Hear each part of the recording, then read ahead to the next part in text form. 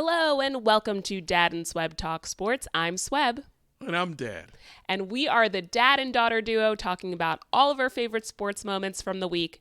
Dad, we did not plan this, but we are matching. We look like twins, Swebb. Looking good, Pa. Daddy-o. Okay, that's enough. How's it going? What's up? Good. Can't complain. Can't complain. It has been a very fun week because of March Madness. I've watched a lot of college basketball, and it just doesn't get better. It's unbelievable. These games, these kids play a very exciting brand of basketball. Very exciting brand. Because of the fact that there are multiple games going on at one time, I tried to figure out split screen on my home TV and couldn't figure it out. So I went to a few bars throughout the weekend, and Friday night I was sitting next to a bunch of guys that went to Yale that were screaming for that game on Friday. And then Saturday I decided to go to a bar with a few friends down by NYU, and it was jam-packed. We were definitely the oldest people in there, but I told my friends to tell everyone that I was in grad school at NYU. But that's where I watched the Carolina game, and the Gonzaga-Kansas game was before that. We had a bunch of food. I had some mozzarella sticks. And so it's just been a great weekend. Yeah. You told me you were a grad student? I said if anyone asked. No one asked because they didn't need to, because we were the only ones not going crazy in the bar. So I think we were aging ourselves right then and there. Well, I got some good news for you, Swebb. Do you remember a few weeks ago you mentioned that your first year at Miami on the track team, you got hurt right before the first meet, and then you redshirted the whole year? Yes. And then you played the last 3 years? Yep. That means you still have 1 year of eligibility left. So you could, in fact, enroll at the school of your choice and play the sport of your choice. You could play basketball, you could do track, or you could play even lacrosse. Judging by the run that I went on this morning. What's that? Judging by the run that I went on this morning through Central Park, huffing and puffing quite loudly, I think my athletic career is behind me. No, they would get you in shape once you got there on campus. I don't want to be in that good of shape. They'd work you to the bone. Don't worry about it. Those days are over. But just to let you know, you still have 1 more year of eligibility. I know. And I could be just a few years older than the guys that play on UNC's team. So. Right, I know. And the one guy from Oakland. Right. Oh, what can that guy shoot it? He can. You can make a pretty good living shooting. So yeah. We'll see what happens there. All right, so let's get into back in the day. This is where we each share a memory, a sports memory from back in the day. Why don't you go first, Dad? Well, with baseball season starting this week, the baseball memories I have and what I love and why baseball is my favorite sport is we'd sit there with my brothers, my father, night after night. They didn't have quite as many games on TV then as they do now. And we'd watch these games. He would explain the nuances of the game. Look at this, look at that. Listen to the announcer. My father very seldom raised his voice, but when he only raised his voice for 3 things. When we left the room and left the light on and no one was in the room. When we used to live on the 2nd floor, so whenever we walked down the stairs and put our hand on the wall as we were walking down the stairs, I got to paint those walls. Get your hands off the walls.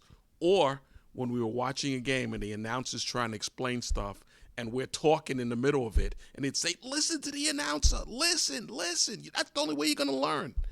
And those are the best memories.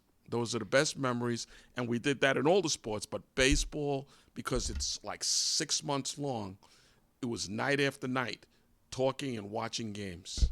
And then my mother would come into the room and say, is your homework done yet, guys? In a minute. We'll be right with you. You know what? This is making a lot of sense that Grandpa only raised his voice on 3 occasions That's because it. the way that you felt about every single time I left the lights on in the house, it was always a dramatic thing, as if I had let the house burn down or something. Oh, all the lights are on. Why are all the lights on? I It remember makes one night I sense now. came home and you, Mom, and your brother are all in our bedroom, and there must have been 10 lights on in the house. Have you ever seen Home Alone? No. Do you know the scene where Kevin is having a party in the living room with all his cutout figures to make it look like there's a lot of people in the house? Is that the I'm one just where trying you to guys keep us turn up? safe from robbers. Okay? That's what I was doing. Because if all the lights were off and just the one in the one room we were in, then they would know where I was. Okay. Okay. I've had enough. Did you ever think of that? No. No, I never thought of that before. All right. Well, now you know.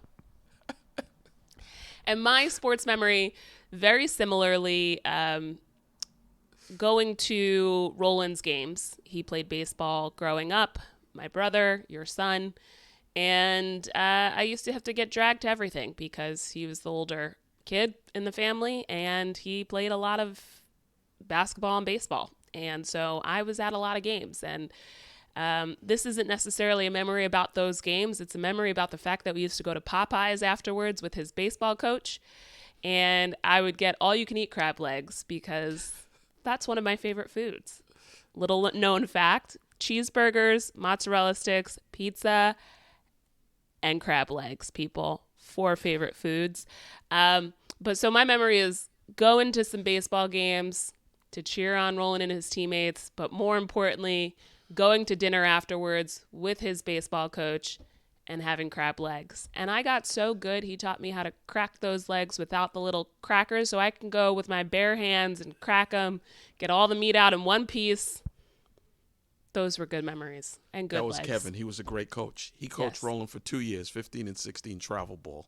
So we were with him all summer, from Memorial Day right into the end of August. He was a great coach and helped a lot of kids play ball in college. Lots of crab legs. And even a few kids went pro. Yep. All right.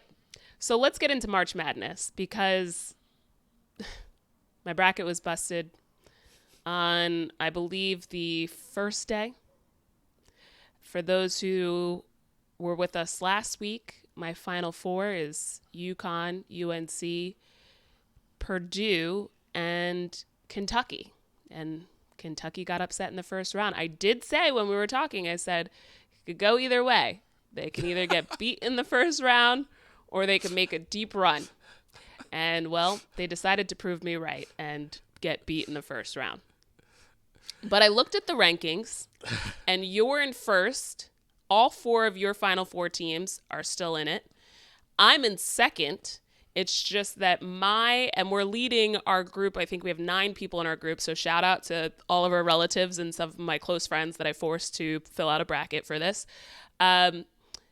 We're leading the group by a few points, a good amount, a good margin, but my upside is a lot lower because my Final Four team is out. So for the Sweet 16, which will be played this week, you've got 14 out of 16 teams left. I've got 11 out of 16. And then the Elite 8, so the winners of those games, you have 8 of 8. So the 8 teams that you chose to be in that round are all still in the tournament. I have 7 of 8, but the big one being Kentucky that I had going pretty far, that's out of it. And you have 4 of 4 in your Final Four. I have 3 of 4. So it's not looking good for me. I looked at the probability of me winning the whole thing, and I think I have a 6% chance of the group. Actually, one of my friends, Michael, has the highest chance because he still has Houston in it winning. So we'll see what happens here. But what was your thought about the first week of March Madness? Some tremendous games. Some tremendous games. Buzzer beaters, games ended right at the end. And you always have to remember, it's very difficult to win in this tournament with freshman guards. and Kentucky has like 3 of them. They're all good. Some of them are going to go to the NBA. Maybe all of them are going to go to the NBA.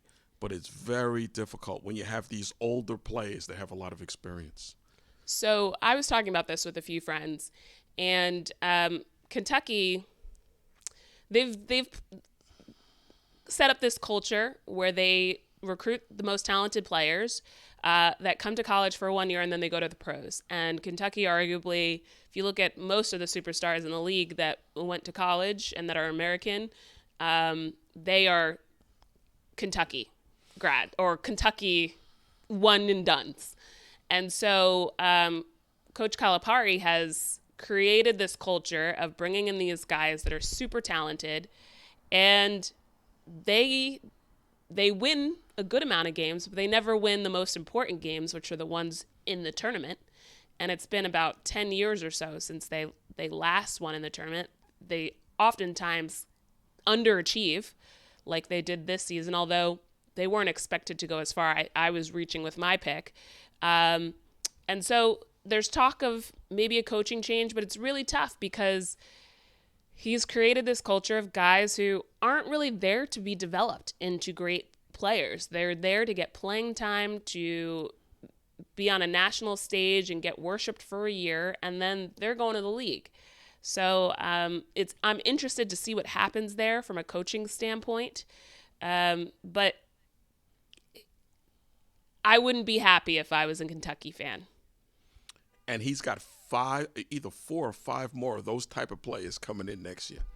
Okay? So now some of these, I don't like it. I like guys hanging around for a while. They feel like, if you're a fan of that particular team, they feel like they're your family. You used to seeing these kids play 35, 40 games a year.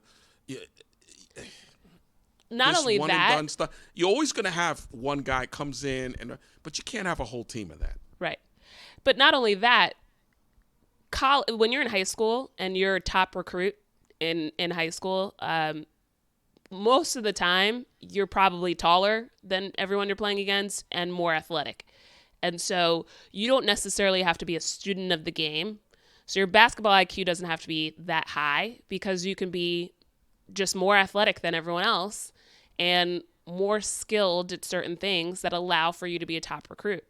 The way that you really develop that basketball IQ is by going to college and having good coaches around you that really invest in developing you. And so you as a player have to invest in the school and going there and wanting to be developed. And the coaches have to also create that culture of bringing in guys that want that as well.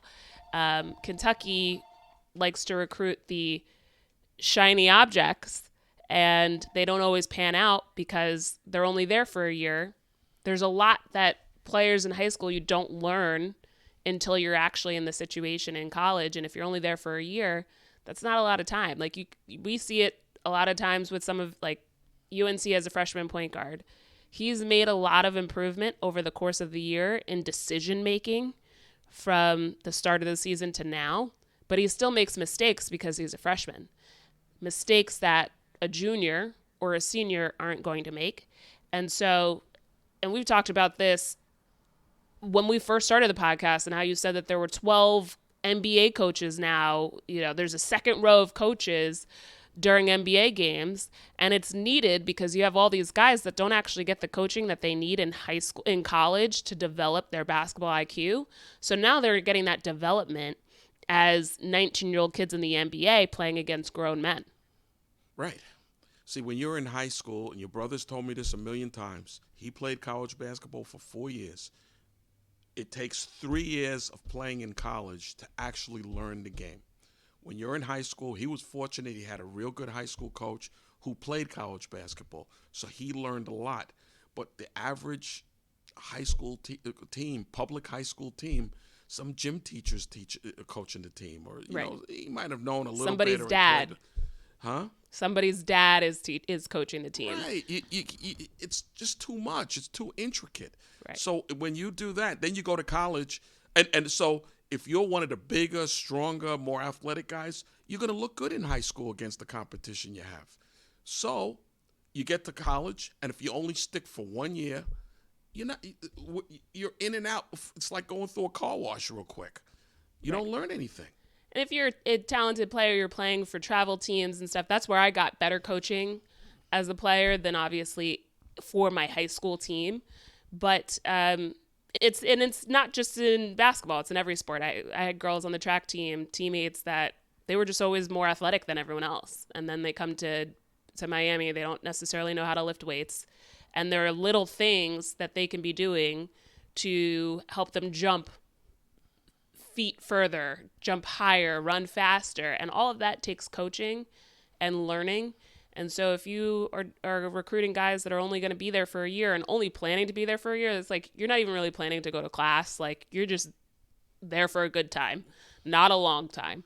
And so, yeah, it's a tough thing. And I don't think that Kentucky can go do any better with a different coach. They just have to change the culture and decide, hey, guys, when you get here now, we got to really get down to business because we're Kentucky and, we have a legacy to uphold that we've really just not been doing a good job of.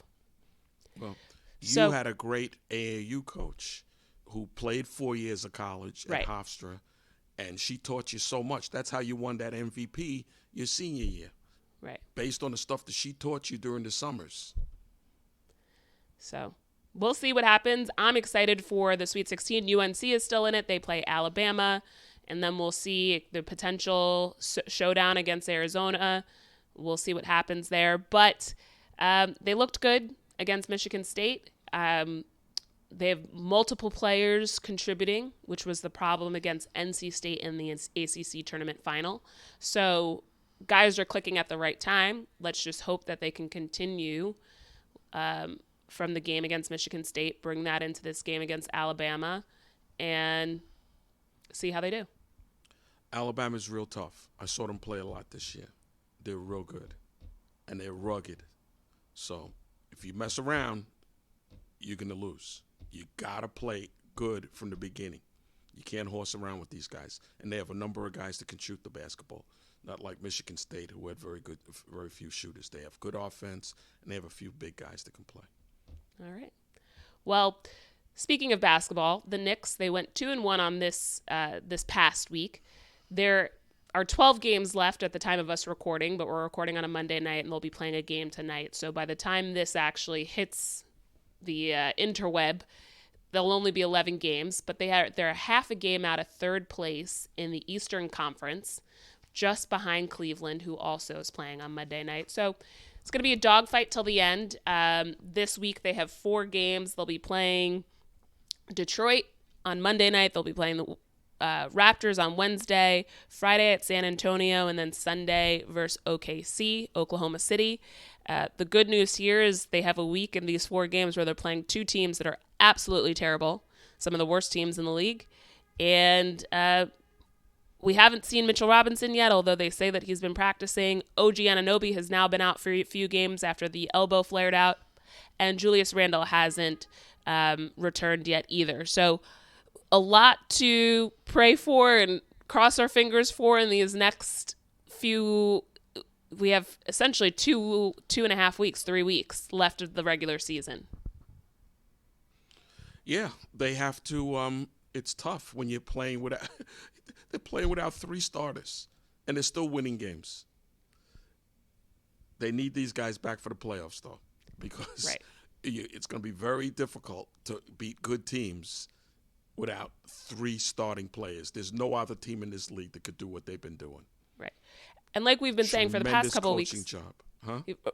Exactly. I agree with you. Tremendous coaching job. And as we've been saying for the past couple of weeks, some of these guys who are bench players that have been getting a lot more playing time, their confidence has now gone up as they've played because they're getting more minutes and a little bit more consistency than they probably would get if everyone was healthy. So you're seeing guys like Deuce McBride coming up big against Brooklyn on Saturday. Isaiah Hartenstein has been excellent all season, and it seems like he's a little bit healthier than he was a few weeks ago when we were chatting. So we've got 3 weeks hoping that these guys come back. Obviously, you want them to come back before the start of the playoffs, so they have some regular season games under their belt. But more to come there, and we'll just continue to see what happens and cheer them on. That's right. All right. So, besides basketball, what are you looking forward to, Dad? Baseball season starts Thursday. Opening day starts Thursday. The Yankees will be playing against Houston in Houston on Thursday. The Mets, we're going to cover them, although we're not Mets fans. We understand that a lot of the people tuning in are fans of the Mets, or at least New Yorkers, and may be fans of them. So we'll cover them as well. So, what are your thoughts on this upcoming season, Dad? Well, let's start in the National League. If you go to the National League East, the Atlanta Braves are obviously the favorites, and Philadelphia, who had second season in a row, real good. A lot of Met fans aren't that excited, but let me tell you, the general managers that they picked up from Milwaukee. I saw Milwaukee play last year late in the season. They won their division, the Central Division. He knows how to put together a roster. A lot of times, everybody gets excited in the summertime, in the winter, about, oh, we spent this much money and got this guy and that guy. He had a nice team put together. And I've been watching some of the acquisitions that he's made and some of the trades, some of the free agent signings. A lot of them aren't that glamorous. But he picked up some nice players. And he just picked up one last week, J.D. Martinez. He's getting a little older, but he Formerly just had, of the Detroit Tigers and the Boston Red Sox. And last year, the Dodgers, Los Angeles Dodgers, that guy can hit. He's a real clutch hitter. He's more of a DH now. I don't know if he can still play the outfield. He's like, 36, 37 probably. But he can really hit. You need a clutch hit. He comes to the plate. He can hit. If people didn't watch much of American League ball when he was on the Red Sox for years, they aren't that aware of him. Then he was on the Dodgers on the West Coast, and you didn't see his games. But this guy is a really good hitter. And then they have Alonso, who's one of the best power hitters in baseball. They're going to have to figure out whether they're going to sign him. He's a free agent at the end of the year. McNeil, who won the National League batting title 2 years ago. Alvarez, the catcher they brought up, hit like 20 home runs. Young catcher. If they let some of these younger players that they have a few real good young players. Some of them aren't the best defensive players. Some of them are a little sloppy. But if they just let them play every day and get experience, by the end of the year, these guys will have something. By next year, you'll be set up real nice. So that's what I have to say about the Mets. And the Washington Nationals, they acquired a lot of good. They let a lot of young players play last year, so they're only going to get better and better. Okay? And if you go over to the Western Division in the National League, the Dodgers spent $1 billion on 2 players, and now they have issues. They have serious issues. The pitcher that they spent $325 million on, that had never set foot into this country, had like an 8 ERA in spring training, but that's spring training. Then he goes out the first game last week and gives up 5 runs in the first inning. We'll see what happens. It's only one game, 162 games, but let's see what happens. And then Mr. Ohtani, Major League Baseball is doing an investigation into possible gambling, all kinds of funny business. With money, with millions of dollars. They spent $700 million on him. Let's see how things work out. And he's supposed to be the face of Major League Baseball.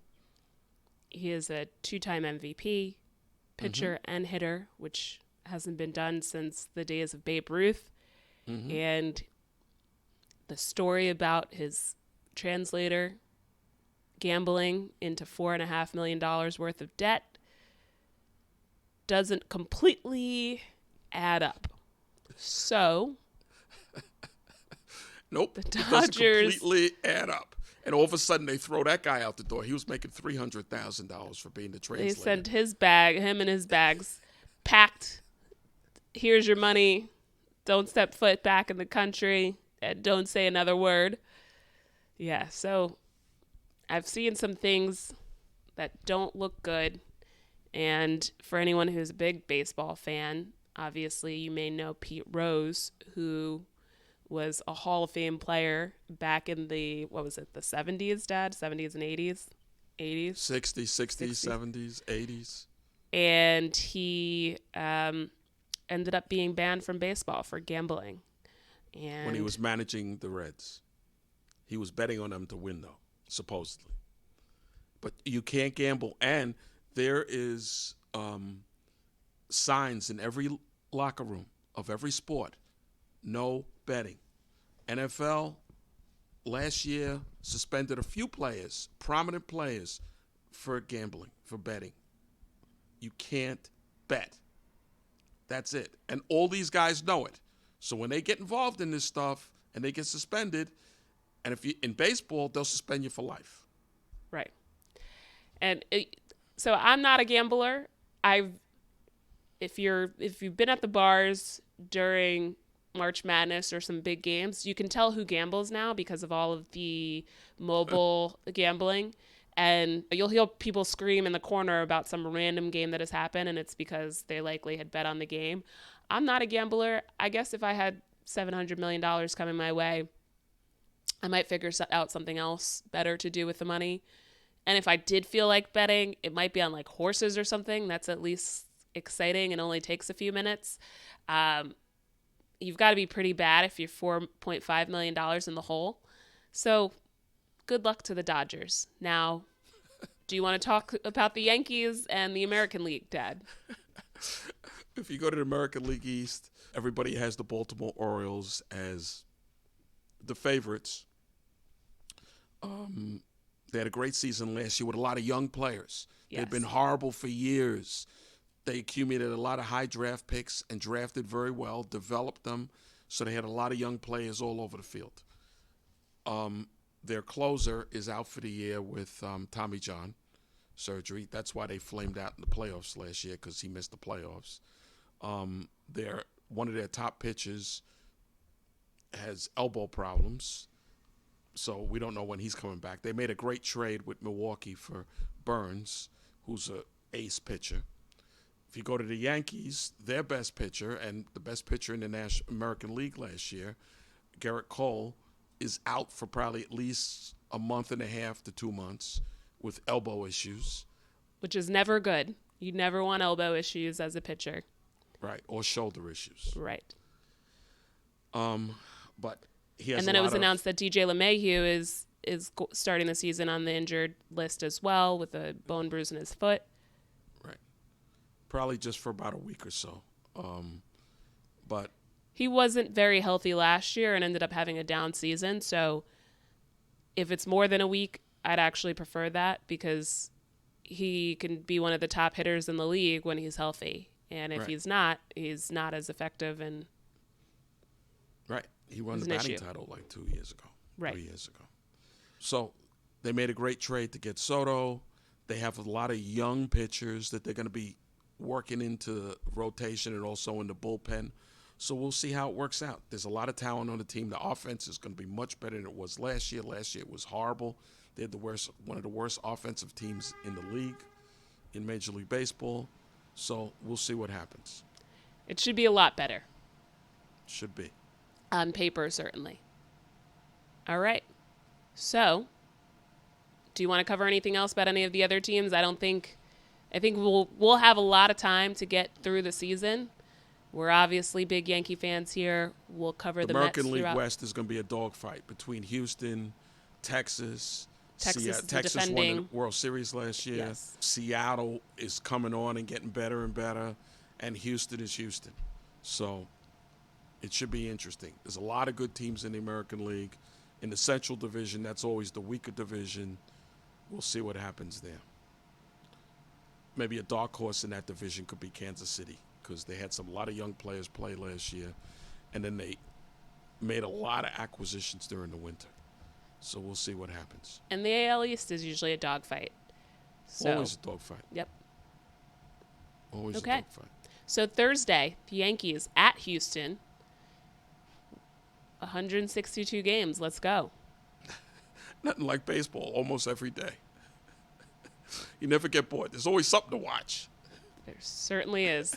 Arguably too much to watch. All And right. then when you throw in the college basketball tournament and the women's tournament, college basketball's been very good. And then you throw in the baseball and the NFL draft is in a month. There's action all over the place, Swebb. Yeah, I only have one TV in the house, and that's not enough. Not Well, nearly enough. you got to use your computer, use the TV, use your computer, and then your cell phone, Swebb. I know. You could get stuff on your cell phone. You could do 3 things. That's Your a brother lot of has screen a TV time. With a screen, he could watch 4 games at one time. That's a lot of screen time. Right. All right. So, do you want to close this out with your tip of the week? Watch a lot of games, Swebb. And use multiple. Well, with baseball starting, my tip of the week is, and it's a shame because it seems like baseball isn't as popular as it used to be. And I think it's because the people in charge running the sport, the owners and the commissioner They're not purists. they're They're not not purists, baseball but purists. they're not promoting it as much as it should be promoted. Baseball's a great sport, but in order for you to understand it, you really have to watch it, and it's best if you start from a young age so your dad can explain the intricacies of the game. Because if you don't understand the intricacies of the game, then it seems boring, it seems like it's dragging, then you want a pitch clock, and you feel like you're double parked outside and the game has to end. Or if there's not a lot of hitting and it's not 15-13, the game was boring. Baseball works best, and it's the most inexpensive sport to take your family to. You can go to Yankee games. They have tickets there for $5. Depends on the city. Well, they have tickets at Yankee Stadium for $5. You can get in there for $5. A standing it's room not ticket? No, it's not a great seat, but I used to go and sit in the bleachers. My brothers and I went and sat in the bleachers, so we sat in the upper deck for $1.50 back then, years ago. But now you can get in for as little as $5. Is it going to be a great seat? No, but at least you're in the ballpark.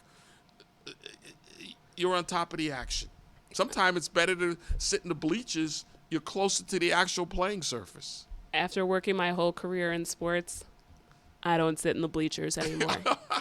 I'm going to a game this year and sitting in the bleachers. Okay, well, you better take someone else. I'll barely go if I'm not getting free food. We're going to a game and we're going to sit in the bleachers this year. Okay. You've never sat out there. I used to have live sat out out there. Oh, you have? Yes. And I prefer not to. But for families, it's a great time of the year. Wait until like May when the weather gets a little warmer. I'm not going to any more April games. But Yeah. So I have seat qualifications and you have weather qualifications, because when you had your mini plans, you wouldn't go in April, you wouldn't go in May. You would only go if it was about 70 degrees and sunny. You wouldn't go if it was cloudy. You wouldn't go if it was raining. And so you ended up out of, 12 to 15 games that you had tickets to. You went to about 3, and I took 3 friends to every other game. Well, I went to some April games, and it wasn't fun when it's 50 degrees. So I'm not the only one that has requirements. Overcast and windy. That's not fun. And I'm sitting there frozen. Had to wear gloves. That's not baseball. You know where it's easier? Where? If you're sitting in a suite, my friend. Yeah, okay. Don't have to worry about the weather if you're sitting in a suite. That's true. Stick with But me, everybody kid. doesn't- Stick everybody with doesn't me. Everybody doesn't have your contacts. If you want to play your bleacher games, yeah, you have to go in June, the beginning of June, late May, and September. I'm going to a game. If and you sitting want to in the sit with bleachers. me, you can go any time of the year. I'm dragging you to a game. We're going to get back to my roots and sit in the bleachers this year. Stick with me, kid. Yeah, okay. All right. So that does it for this week's episode. Lots of action this week. We've got opening day. We've got March Madness. We've got the end of the NBA season, regular season. There's a lot going on, people. So make sure you've got your TVs up, your computer up, your cell phone up, and just try and hold on for dear life. Right. And it doesn't hurt, plug in a radio, too. We used to do that because before cell What's phones that? and computers,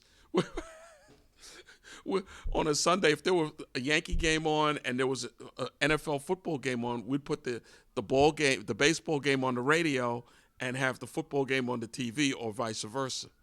We did that. And my mother would come into the room and say, "You guys are nuts. Go do your homework." I don't have a radio. So I'll have to stick with my computer and my cell phone and my TV.